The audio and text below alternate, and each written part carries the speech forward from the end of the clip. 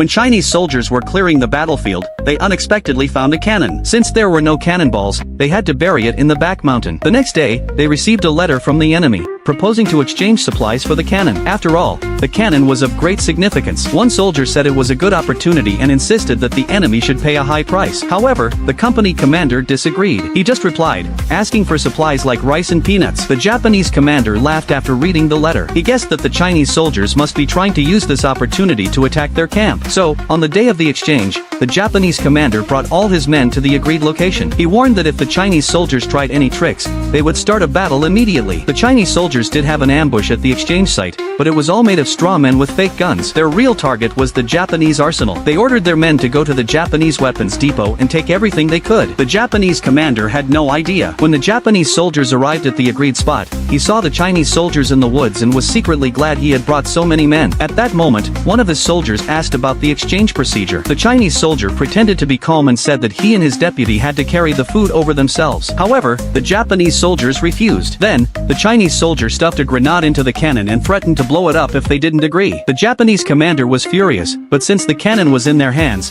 he had no choice but to comply. The two Chinese soldiers watched leisurely as the Japanese commander struggled to carry the food. This scene was quite extraordinary throughout the entire war. Soon, the Japanese commander finally finished moving the food. The Chinese soldiers kept their promise and said they would return the cannon, but only if the Japanese commander came alone to get it. The commander was extremely angry, but for the sake of the emperor's cannon, he had to swallow his pride and slowly move toward the cannon. After some sarcastic exchanges, the Japanese commander quickly dragged the cannon and ran away. But because he had used up so much energy, he had to stop and rest while pulling the cannon. Suddenly, he saw the straw men in the woods fall over in the wind and ordered his men to start shooting. Fortunately, another group of Chinese soldiers arrived just in time and surrounded the enemy. Seeing this, the Japanese commander quickly apologized and led his men away. The Chinese soldiers, true to their word, did not attack them.